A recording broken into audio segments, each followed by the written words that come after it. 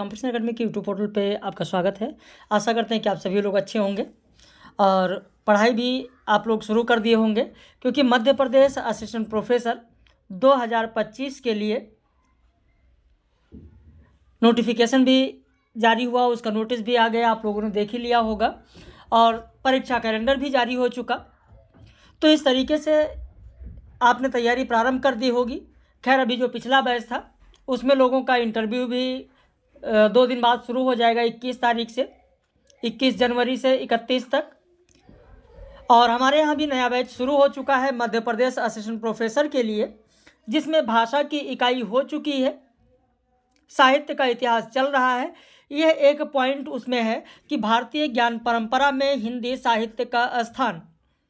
तो खैर, इसमें कोई बहुत ज़्यादा नहीं है, लेकिन लगातार लोग परेशान रहते हैं कि सर भारतीय ज्ञान परंपरा में हिंदी साहित्य का स्थान में क्या पढ़ें, कहाँ से पढ़ें, कैसे पढ़ें। तो ये देखिए, इसमें कोई बहुत ज़्यादा तथ्य नहीं होता है, बस ये कॉन्सेप्ट बेस होता है। तो क्या है कॉन्सेप्ट बेस, आइए यहाँ पर देखते हैं, इस लेक्चर को देखते हैं। और इस लेक्चर को रिकॉर्ड करने से पहले जिन लोगों का एडमिशन हो चुका है वो ध्यान रखें, जैसे प्रेम कुमार जिनका अभी एडमिशन हुआ है, इस लेक्चर रिकॉर्ड करने से तुरंत पहले भी बात हुई है, पेमेंट भी उनका आया है। प्रेम कुमार हैं, मनोज, वंदना, शशि, विनीता, अनिल, प्रभा। तो जो नए लोग हैं वो ज़रूर ध्यान रखें कि जब भी आप लेक्चर देखने बैठें तो कॉपी पेन लेकर ज़रूर बैठें। जो चीज़ें इसमें नहीं है बताई जाएँ उन्हें लिखते चलें। लाइव क्लास में भी आप रहें। टाइम का बाउंडेशन नहीं, अगर आप उस समय पर नहीं देखते हैं, बाद में देखते हैं तो भी कोई दिक्कत नहीं है, क्योंकि लगभग इस एज में सभी लोग जॉब में होते हैं, तो आप बाद में भी देख सकते हैं। शुरू करते हैं, भारतीय ज्ञान परंपरा और हिंदी साहित्य। लेकिन हाँ, एक चीज़ ध्यान रखिएगा, जो नए लोग हैं, कई लोग कमेंट करने लगते हैं सर कहाँ संपर्क करें, कितनी फीस है, तो उसके लिए इस नंबर को लिख लीजिए। इसी पर आपको पूरी जानकारी दे दी जाएगी कि कितने बजे आपको PDF मिलेगा, कब आपको रिकॉर्डेड वीडियो मिलेगा, कब आपको प्रैक्टिस सेट मिलेगा, सिलेबस कब कंप्लीट होगा, फीस कितनी है। तो सारी जानकारी आप इस नंबर पर ले सकते हैं।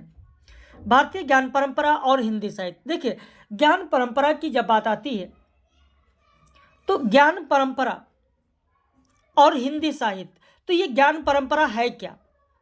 जो ज्ञान परंपरा है वो कोई नई चीज़ नहीं है, वेदों से ली गई है। और जो हमारे वेद हैं वो वेद केवल हिंदी साहित्य के लिए ही स्रोत का काम नहीं करते हैं, बल्कि चाहे वो गणित हो, चाहे विज्ञान हो, खगोल हो, सभी के लिए स्रोत का काम करते हैं। तो भारतीय ज्ञान परंपरा ज्ञान का एक अथाह सागर है, जिसमें आस्था, मूल्य, आदर्श, दर्शन, ज्ञान, संस्कृति, सभ्यता, भक्ति आदि भावनाएं पूर्ण रूपेण विद्यमान हैं। भारतीय ज्ञान परंपरा किसी एक तत्व या विषय को लेकर चलने वाली नहीं है। इसके तहत विज्ञान भी है, गणित भी है, भौतिक भी है, खगोल भी है, साहित्य भी है। ये सभी चेतना इसमें विद्यमान है। इसे भारतीय ज्ञान परंपरा में समाहित ज्ञान एक दूसरे परंपरा या ज्ञान से मिलकर चमत्कृत हो उठती है। यही चमत्कार ही हमारी ज्ञान परंपरा है। भारतीय ज्ञान परंपरा के तहत हिंदी साहित्य की अगर बात की जाए तो सबसे पहले वेदों की ओर ध्यान आकृष्ट होता है। वेदों से ही सनातन धर्म के विशिष्ट से परिपूर्ण होकर इस विश्व को निरंतर ज्ञान के माध्यम से अभिभूत करती रही है। भारतीय संस्कृति के लगभग सभी अंग हमारे वेदों, पुराणों, उपनिषदों में मिलते हैं। वेदों की अगर हम बात करते हैं तो जो हमारे वेद हैं, वेदों का सार किस में मिलता है? वेदों का सार आप देखेंगे तो उपनिषद में है, और उपनिषद का सार किस में है? गीता में है।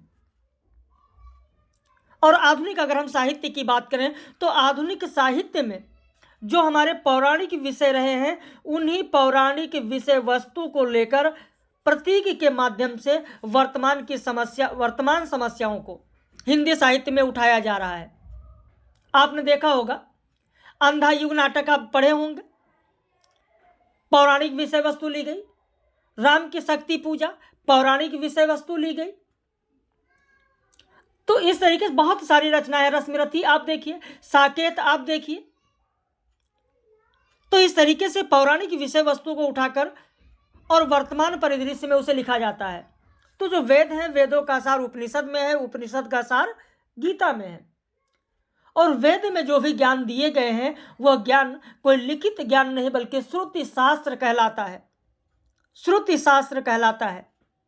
वेदों को इसीलिए श्रुति शास्त्र कहा जाता है। भाई जो ऋग्वेद है सबसे प्राचीन है, ऋग्वेद सबसे प्राचीन है, जिसमें आप देखेंगे मंत्र परक आपको चीजें मिलेंगी। यजुर्वेद की अगर बात करें तो यह गद्य से संबंधित है, गद्यात्मक है। सामवेद की बात करें जो गयात्मक है यानी संगीत से संबंधित है। अथर्ववेद की अगर बात करें तो प्रौद्योगिकी आपको देखने को मिलेगा, आरोग्य आपको मिलेगा।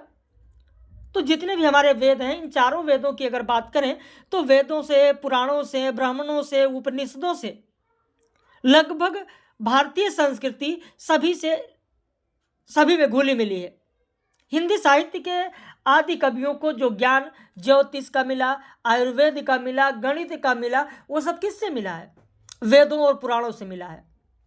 जैसे बिहारी की अगर बात करें तो लोक ज्ञान, आयुर्वेद, ज्योतिष सभी को पंक्ति के माध्यम से व्यक्त किया गया। और ये ज्ञान कहाँ से है? वेदों के माध्यम से आया है। ईश्वर ने कहीं इनको अलग से ज्ञान नहीं दे दिया है। तो ये सारी चीजें जो मिली हैं, जो ज्ञान है, ये ज्ञान परंपरा कहां से चली आ रही है? वेदों से ही चली आ रही है। अब देखें आयुर्वेद का अगर बात करें तो आयुर्वेद का ज्ञान यहां देखें, मेरी भव बाधा हरो राधा नागर सोए, और जातन की झाई पर श्याम हरित दुति होए। अगर गणित ज्ञान की बात करें, गणित ज्ञान की बात करें तो कहत सब वेंदी दिए अंक 10 गुणों होत, अर्थात बिंदी रख देने से अंकों का जो मान है वो क्या हो जाता है? अंकों का मान 10 गुना हो जाता है बिंदी रख देने से। अब मान लिया जैसे 10 लिखा है और पहले आपने पॉइंट लगा दिया तो ये कितना हो गया? 10% केवल हो गया, 10वां भाग हो गया। और अगर यहां पर ये बिंदी है, बिंदी ना हो तो ये इसका 10 गुना हो गया। यह लिखा है 115 लिखा है, पॉइंट लगा दीजिए, बिंदी लगा दीजिए। तो ये जो गणित ज्ञान है वो इनको कहां से मिला? वेदों से मिला। ऐसे ही अगर हम ज्योतिष की बात करें तो ज्योतिष भी आप देखें, पत्रा ही तिथि पाइये व घर के चहुपास, और नित्य प्रति पूनो ही रहे आनन ओप उजास। ऐसे ही अगर लोक ज्ञान की बात करें तो सन सूख्यों वीत्यों बनो, और ऊखों लाई उखार हरी भरी अरहर अजो, धरि धरहर ही अनार। ऐसे ही अगर पौराणिक ज्ञान की बात करें, पौराणिक ज्ञान की अगर बात की जाए तो यहां पर आप पौराणिक ज्ञान देख सकते हैं। 6 छगुनी पहुंचे गिलत, अति दीनता दिखाए, और बलिवामन की ब्योत सुन, को बल तुम्हें पतियाए। लोक वृत्ति ज्ञान की अगर बात करें तो डारी सारी नील की ओट अचूक चूके ना, और जो मन मृग करबर गहे अरे अहेरी ने। तो इस तरीके से बिहारी को गणित का ज्ञान, ज्योतिष का ज्ञान, लोक ज्ञान, आयुर्वेद, पौराणिक ज्ञान, लोक वृत्ति, ये सारी चीजें कहां से मिल रही हैं? वेदों से मिल रही हैं। हिंदी साहित्य हमारे ज्ञान जगत की वह मणि है जो विभिन्न विधाओं द्वारा चमत्कृत है। और इन विधाओं के द्वारा, ये जो विधाएं हैं, इन विधाओं के द्वारा जन सामान्य को नवीनता, चेतना, जागरूकता, सजगता की ओर लेकर आगे बढ़ाता है। हिंदी साहित्य अपनी विभिन्न विधाओं द्वारा नित्य नए नए ज्ञान और परंपराओं को आगे बढ़ने का काम करती है। तो यह परंपरा से आशय है कि नित्य प्रतिदिन आगे की ओर बढ़ना। जैसे आप देखेंगे आदिकाल में परिस्थितियां कुछ और थी, आदिकाल की भाषा कुछ और थी, नित्य नए ज्ञान होते गए, और आदिकाल से हम भक्ति काल में पहुंच गए। भक्ति काल में ज्ञान कुछ और हुआ। जैसे जैसे ज्ञान बढ़ता गया, आप रीति काल में देखें, रीति काल के साहित्य में अंतर मिलेगा भक्ति काल से रीति काल में। हम आधुनिक काल में आते हैं। आधुनिक काल में आप देखेंगे भारतेंदु युग, आप देखेंगे आगे बढ़ेंगे द्विवेदी युग, छायावाद, प्रगतिवाद, प्रयोगवाद, नई कविता, समकालीन कविता, और समकालीन कविता तक अगर हम समकालीन कविता तक बात करें तो आप देखेंगे कि किस तरीके से समकालीन कविता में, नई कविता में प्रवृत्तियां बदलने लगती हैं। आधुनिक भावबोध आ जाता है। आधुनिक भावबोध की विशेषता आपको देखने को मिलती है। आधुनिक भावबोध की जब बात आती है तो केदारनाथ अग्रवाल की पंक्तियां शायद आपको याद हो कि जहां लिखा है प्यार वहां लिख दो सड़क, फर्क नहीं पड़ता। जहां लिखा है सड़क वहां लिख दो प्यार, फर्क नहीं पड़ता। मेरे युग का मुहावरा है, फर्क नहीं पड़ता। तो यह है आधुनिकता बोध, यह है आधुनिकता बोध। और अगर यही चीज हम आदिकाल में देखें, यही चीज अगर हम भक्ति काल में देखें तो वो चीजें बदल जाती हैं। आप वहां का पद देखें, भक्ति काल में आप कबीर का पद देखें, लाली मेरे लाल की जित देखूं तित लाल, लाली देखन मैं चली मैं भी हो गई लाल। या फिर भावनात्मक रहस्यवाद की बात करें तो तलफे बिन बालम मोर जिया, दिन नहीं रात चैन रात नहीं निंदिया, तलप तलप के भोर क्या। किस तरीके से लयात्मकता आपको देखने को मिलेगी। लेकिन जब आधुनिक काल में हम आते हैं तो वो चीजें बदल जाती हैं। आधुनिक काल में आप आएंगे, आप नागार्जुन को पढ़िए, नागार्जुन को पढ़िए, आप अज्ञेय को पढ़िए, नदी के द्वीप, किंतु हम है द्वीप, हम धारा नहीं है, स्थिर समर्पण है हमारा। हम सदा के द्वीप हैं स्रोत वाहिनी के, किंतु हम बहते नहीं हैं क्योंकि बहना रेत होना है। तो इस तरीके से आप देखेंगे एक बदलाव आपको देखने को मिलता है। नित्य प्रतिदिन आगे की ओर बढ़ना, यही है परंपरा।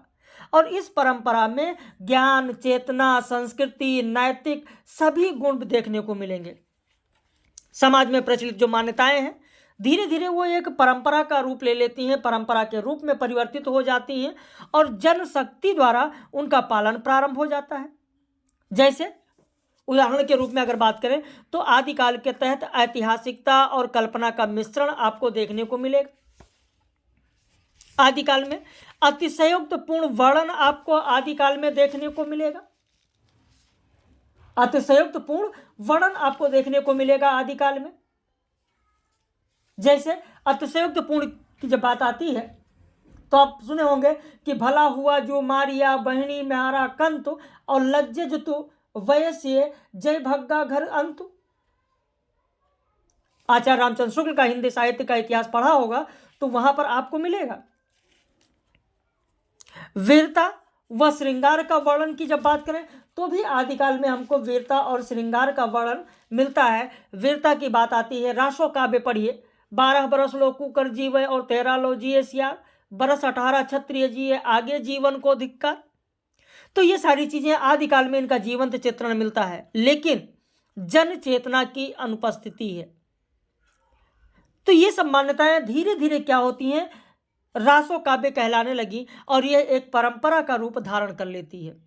आदिकाल में ही लौकिक और अलौकिक मान्यताएं धीरे धीरे परंपरा का रूप धारण कर लेती हैं।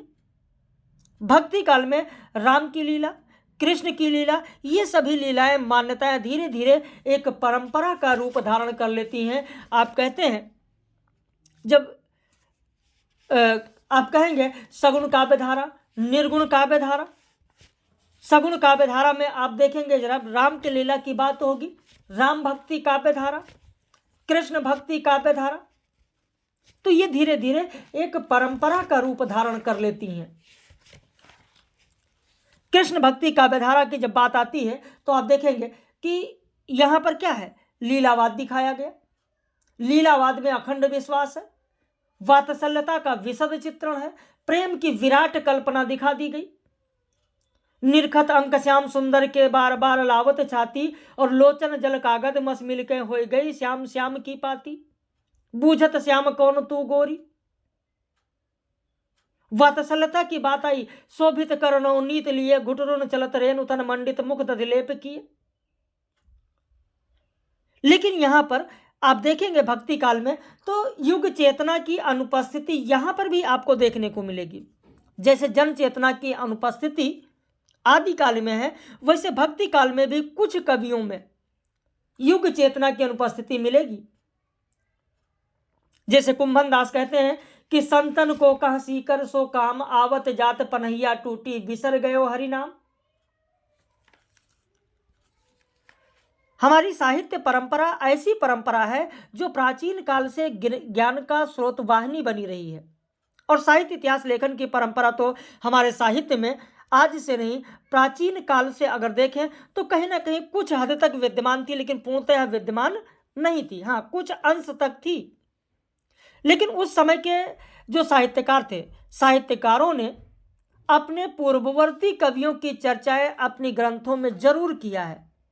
जैसे भरत मुनि की बात करें तो उन्होंने नाट्यशास्त्र में अपने पूर्ववर्ती आचार्यों का उल्लेख किया। पुष्पदंत की अगर बात करें तो इन्होंने अपने रचनाओं में अपने पूर्ववर्ती जो लेखक हैं उन लेखकों का जिक्र किया।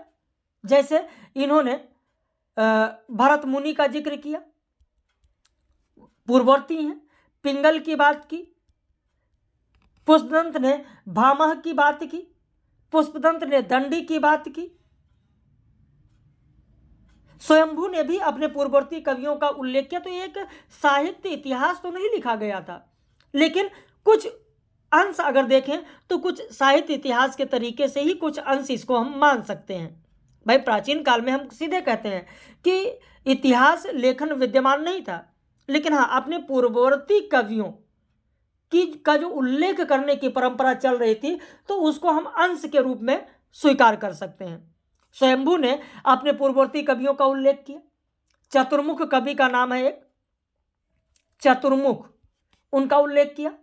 मलिक मोहम्मद जायसी की बात करें तो मलिक मोहम्मद जायसी ने भी अपने पूर्ववर्ती रचनाओं का उल्लेख किया। कुतुबन ने भी अपनी पूर्ववर्ती रचनाओं का उल्लेख किया। उस्मान की चित्रावली में मधुमालती का उल्लेख है। मधुमालती होई रूप दिखावा, प्रेम मनोहर होई तह आवा, आवा होगा, टाइपिंग मिस्टेक है, तह आवा। पद्मावत के पहले मधुमालती की बहुत अधिक प्रसिद्धि थी। जैन कवि बनारसी दास ने अपने आत्मचरित्र में मधुमालती मृगावती का उल्लेख किया, यानी अपने से पूर्व रचनाओं का उल्लेख करने की जो प्रथा थी वो चल रही थी। तब घर में बैठे रहे नाही न हाट बाजार, और मधुमालती मृगावती पोथी दो उचार। तुलसीदास ने अपने से पहले राम का गुणगान करने वाले कवियों का उल्लेख किया। इन्होंने भी रामचरितमानस के बाल कांड में लिखा है कि वाल्मीकि नारद घट जोनी, निज निज मुखन कहीं निज होनी, जलचर थलचर नभचर नाना, जे जड़ चेतन जीव जहाना। तो इस तरीके से इतिहास लेखन तो नहीं हुआ, लेकिन इस ज्ञान परंपरा में अगर हम देखें तो पूर्ववर्ती कवियों का उल्लेख जरूर शामिल है। तो उपर्युक्त हिंदी साहित्य की यह परंपरा लगातार अभी तक चल रही है। यह परंपरा संस्मरण के रूप में, उपन्यास के रूप में, नाटक के रूप में, जीवनी के रूप में अभी भी पाई जाती है। जैसे आप देखेंगे मानस का हंस, मानस का हंस। अब मानस का हंस क्या है? उपन्यास है, लेकिन लिखा किसके ऊपर गया? तुलसीदास के ऊपर लिखा गया। तो ये क्या है? एक साहित्य, एक इतिहास ही तो है। तुलसीदास का एक इतिहास ही तो दिया गया। नाटक की बात करें, चंद्रगुप्त नाटक, चंद्रगुप्त नाटक, तो ये क्या है? इतिहास ही तो है। पथ के साथी, पथ के साथी महादेवी वर्मा का ये क्या है? संस्मरण है, तो ये इतिहास ही तो है। तो इस तरीके से जो जीवनी लिखी जा रही वो भी क्या है? इतिहास ही तो है। तो इस रूप में जहां पहले अपने पूर्ववर्ती कवियों का उल्लेख किया जाता था, बाद में साहित्य का इतिहास लिखा गया, और अब वर्तमान में हम देखें तो विधाओं के रूप में प्रचलन हो गया। तो भारतीय ज्ञान परंपराओं में गुरु शिष्य परंपरा का भी अपना अनूठा ही स्थान है, जो युगों युगों से भारत को ही नहीं पूरे विश्व को प्रकाशित करती रही है। और इसी गुरु शिष्य परंपरा को अगर हम मसनवी शैली में देखें तो मसनवी शैली में भी अपनाया गया है। मसनवी शैली में रचनाओं में पहले ईश्वर वंदना होती है, फिर राजा की स्तुति होती है, फिर गुरु वंदना होती है, और अंत में काव्य वस्तु रखी जाती है। तो उपर्युक्त परंपरा ऋषि मुनियों से लेकर गुरुकुल तक विद्यमान थी। उदाहरण के रूप में आप द्रोणाचार्य को ले सकते हैं। द्रोणाचार्य कौरव और पांडवों के गुरु थे। वो द्वापर युग के श्रेष्ठ शिक्षक के रूप में थे। द्रोणाचार्य ने अर्जुन जैसे योद्धा को शिक्षित किया। द्रोणाचार्य के शिष्यों में एकलव्य का नाम भी उल्लेखनीय है। तो गुरु परंपरा आज से नहीं, बहुत पहले से चली आ रही थी। और यह गुरु परंपरा हिंदी में हमको कहाँ से मिली? वेदों से ही मिली। कबीरदास ने तो लिखा है कि गुरु गोविंद दो खड़े काके लागू पाए। गुरु के बारे में कहा जाता है कि गुरु बिन ज्ञान न होत है, गुरु बिन दिशा अजान। गुरुर ब्रह्मा गुरुर विष्णु गुरुर्देव महेश्वरा। भारतीयों की यह ज्ञान परंपरा विश्व में अपने चरण पसार चुकी है। जिस प्रकार स्वामी दयानंद सरस्वती ने कहा था, वेदों की ओर लौटो, ठीक उसी प्रकार से वर्तमान में वैश्विक संस्कृति भारतीय संस्कृति की सराहना करते हुए प्रकृति की ओर लौटने की बात करती है। गुरुकुल शिक्षा की तरह विभिन्न दार्शनिकों ने प्रकृति के मध्य शांत वातावरण में विद्यार्थियों के बौद्धिक विकास को महत्वपूर्ण और उद्देश्यपूर्ण बताया है। बड़े बड़े पाश्चात्य शिक्षा दार्शनिक भारतीयों की इस प्रणाली का वैज्ञानिक समर्थन करते हैं। प्राकृतिक वातावरण पूर्ण स्वच्छ और स्वस्थ होता है। कहा गया है कि उसका निर्मल शांत स्वरूप विद्यार्थियों को न केवल आत्मिक, मानसिक व बौद्धिक रूप से बल्कि शारीरिक रूप से भी स्वस्थ रखता है। और स्वस्थ शरीर में ही स्वस्थ मस्तिष्क का वास होता है। वैदिक काल से ही भारत की परंपराएं पूर्ण रूप से प्राकृतिक रही हैं। वैदिक ऋचाओं में बालक के मानसिक, बौद्धिक, शारीरिक, सामाजिक, नैतिक, सांस्कृतिक, राजनीतिक विकास के लिए उसमें बाल्यकाल से ही जीवन मूल्यों का बीजारोपण किया जाता था। कई स्थानों पर परंपरा के साथ साथ आप देखेंगे अंधविश्वास ने जन्म ले लिया, तो जिसे दूर करने के लिए साहित्य का सहारा लिया गया। और यह हमारा साहित्य, हिंदी साहित्य, आप देखेंगे कि उस अंधविश्वास को दूर करने के लिए उस पर व्यंग किया, कटाक्ष किया, लोगों को जागरूक करने का काम किया। आप देखें, संत तुकाराम समाज के लोगों को विभिन्न अंधविश्वासों की गुलामी से बाहर निकालना ही उनका जीवन कार्य था। संत रैदास हुए जिन्होंने समाज में फैले अंधविश्वासों के खिलाफ संदेश दिया। रैदास ने कहा कि रविदास एक ही बूंद में भयो सब विस्तार, और मूर्ख है जो करे वर्ण और अवर्ण विचार। मलुकदास के दोहे में भी अंधविश्वास के खिलाफ बातें कही गई हैं, जैसे हरि डारी न तोड़िए लागे छुरा बान, और कृत्रिम देव न पूजिए ठेस लगे फूटी जाए। कबीरदास तो इस मामले में क्रांतिकारी कवि के रूप में उभरे। जस काशी तस मगहर ऊसर हृदय राम सर होई। कबीरदास किसी एक धर्म में विश्वास न करके सर्वधर्म संभाव यानी सभी धर्म के समन्वय की बात करते हैं। तो जिस प्रकार की भक्ति वैदिक परंपराओं में समाहित है, जिस तरीके का आचरण वैदिक परंपराओं में पाया जाता है, ठीक उसी तरीके से अगर हम देखें तो ठीक उसी तरीके से आचरण करते हुए सूफी कवियों ने उसी मार्ग को अपनाया है। सूफी कवियों ने उसी को अपनाया है। जैसे सूफी कवियों में अगर हम देखें, सूफी मत के तहत 4 होते हैं शरीयत, तरीकत, मारिफत और हकीकत। शरीयत जिसे कहा जाता है आचरण, तरीकत जिसे कहा जाता है उपासना, मारिफत यानी सिद्ध अवस्था, हकीकत यानी सत्यबोध। तो जिस तरीके से भारतीय परंपरा में वेदों में 4 मार्ग बताए गए, 4 पड़ाव बताए गए, ठीक वैसे ही पड़ाव हमको यहां पर भी देखने को मिलता है। भाई, सूफी दर्शन पर मूल प्रभाव इस्लाम का तो है ही, लेकिन इसके साथ साथ जो भारतीय उपनिषद हैं, भारतीय उपनिषद के जो दर्शन हैं, दर्शन में जो अद्वैतवाद है, उस अद्वैतवाद का भी प्रभाव देखने को मिलता है।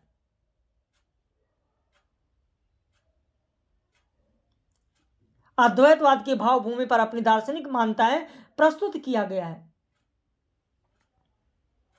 सूफियों के अनुसार मनुष्य के 4 विभाग होते हैं कहा गया है, जैसे नफ्स, अक्ल, कल्ब और रूह।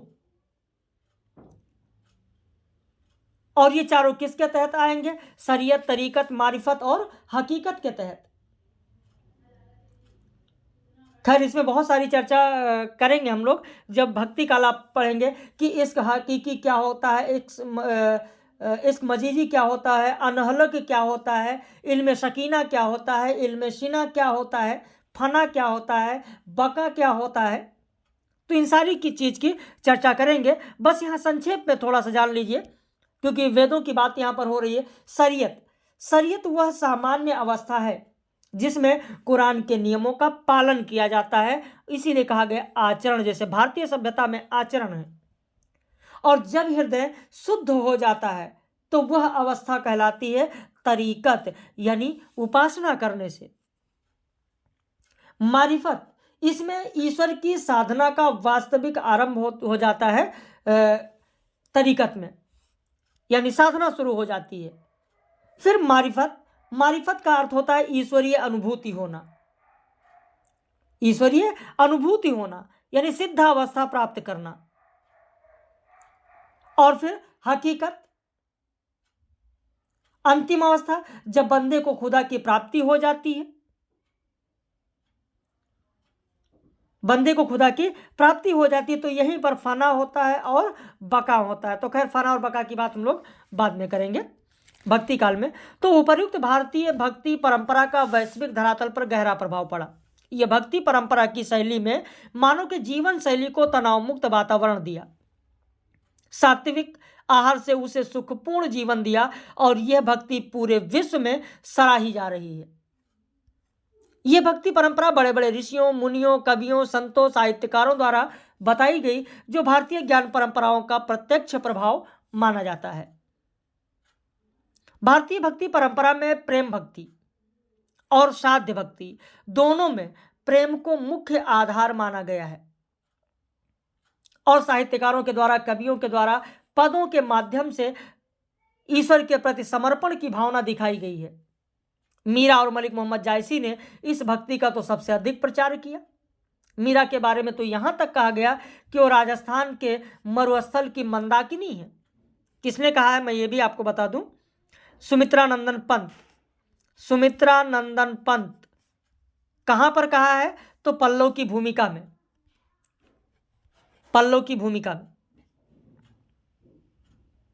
मलिक मोहम्मद जायसी ने जिस अवधि में पदों की रचना की है, बच्चन सिंह ने तो यहाँ तक कहा कि यह अवधि नहीं, अवधि का अर्घान है।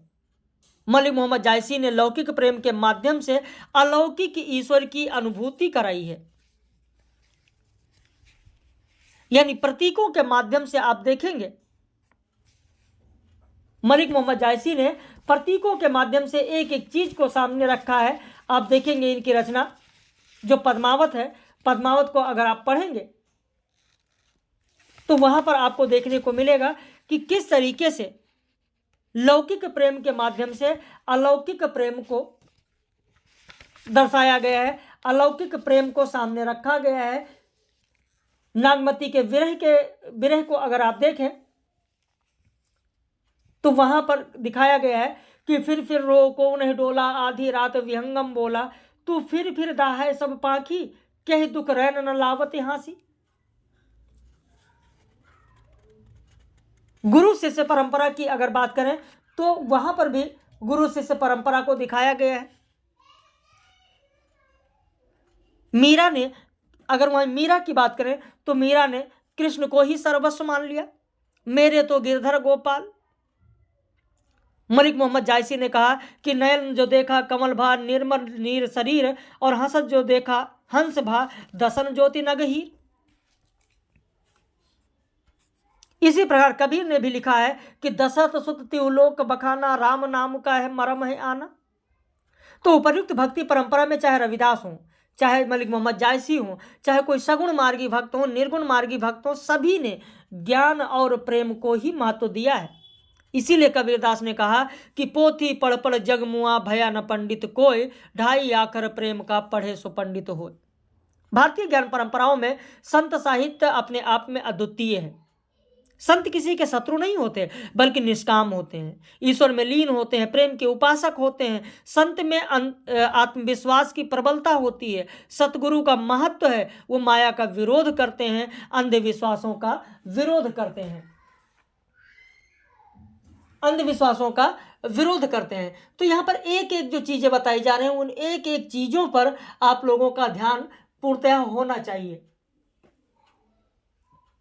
एक एक पॉइंट इसमें जो बताई जा रही वो आपके लिए बहुत ही महत्वपूर्ण है। और अक्सर आपने देखा है कि परीक्षा में यहीं से प्रश्न आपको मिल भी जाते हैं। जो चीजें पढ़ाई जा रही लगातार, जिसे आप पढ़ रहे हैं, जिसे आप कर रहे हैं। मलुकदास कहते हैं कि जो तेरे घाट प्रेम है तो कहीं कहीं ना सुनाओ। जो तेरे घट प्रेम है, घाट हो गया है, टाइपिंग मिस्टेक। जो तेरे घट प्रेम है तो कहीं कहीं ना सुनाओ, अंतर्जामी जान है अंतर्गत का भाव।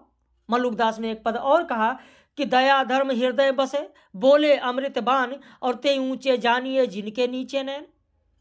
मलुकदास ने यह भी कहा कि हम जानत तीरथ बड़े, और तीरथ हरि की आस, जिनके हृदय हरि बसे, कोटि तीरथ जिन तिन पास। कबीरदास ने भी कहा है कि निज बैरी निकामता साई से तीने, और विषया तू न्यारा रहा संत का अंग है। संतों का काम भटके हुए व्यक्तियों को सही मार्ग दिखाना है। तो कबीरदास ने कहा है कि संत न छोड़े संत ही, कोटि मिले असंत। भारतीय ज्ञान काव्य परंपरा में जितने भी संत हुए हैं, सभी का यह मानना है कि समस्त जनों का भी यह मानना है कि संत स्वयं के लिए कुछ भी नहीं करते। जो भी करते हैं, जन समुदाय को सही मार्ग पर लाने के लिए काम करते हैं। इसीलिए कहा गया कि तरुवर फल नहीं खाते हैं, सरवर पिए न पान, और कही रहीम कर काज हित, संपत सच ही सुजान। भारतीय ज्ञान परंपराओं का समस्त संसार पर इसका प्रभाव है। विश्व स्तर पर चाहे राजनीति हो, सामाजिकता हो, संस्कृति हो, सभ्यता हो, ज्ञान हो, भाषा हो, विज्ञान हो, सभी में चारों ओर भारतीय ज्ञान परंपराओं का अपना प्रभाव अभिव्यक्त हो रहा है। भारतीय ज्ञान परंपरा में हिंदी साहित्य वह चमकता हीरा है जिसमें सभी भावनाएं समाहित हैं, और अपने प्रकाश से वह सभी को प्रकाशित करती है। भारतीय ज्ञान परंपरा में साहित्य का एक बहुत प्रमुख स्थान है। हिंदी साहित्य में यह परंपरा आदिकाल से लेकर वर्तमान काल तक विद्यमान है। वर्तमान के कवियों ने उन्हीं पौराणिक विषयों को अपनी विषय वस्तु बनाकर उसके ज्ञान से वर्तमान समाज को अवलोकित करने का काम कर रहे हैं। तो ये जो 35 मिनट का आपने लेक्चर देखा, कितना आपके समझ में आया, अपनी प्रतिक्रिया जरूर व्यक्त कीजिएगा। और मध्य प्रदेश असिस्टेंट प्रोफेसर के लिए नया बैच शुरू है। अगर आप जुड़ना चाहते हैं तो उसके लिए मैंने आपको सूचित कर दिया है। आप यहाँ पर नंबर लिख सकते हैं या स्क्रीनशॉट ले सकते हैं। वीडियो को ज़्यादा से ज़्यादा आप शेयर करें, ताकि जो भी साहित्य के विद्यार्थी हैं वह भी इसका लाभ ले सकें। और आपने इतना समय दिया, आपने इस लेक्चर को देखा, तो आपके समझ में कितना आया यह भी आपको बताना है। अपनी प्रतिक्रिया आपको व्यक्त करनी है। बाकी ऐसे ही किसी महत्वपूर्ण वीडियो में फिर आप लोगों के साथ मिलेंगे। यह वीडियो पब्लिश था, सभी लोगों के लिए था। कैसा लगा जरूर बताइएगा।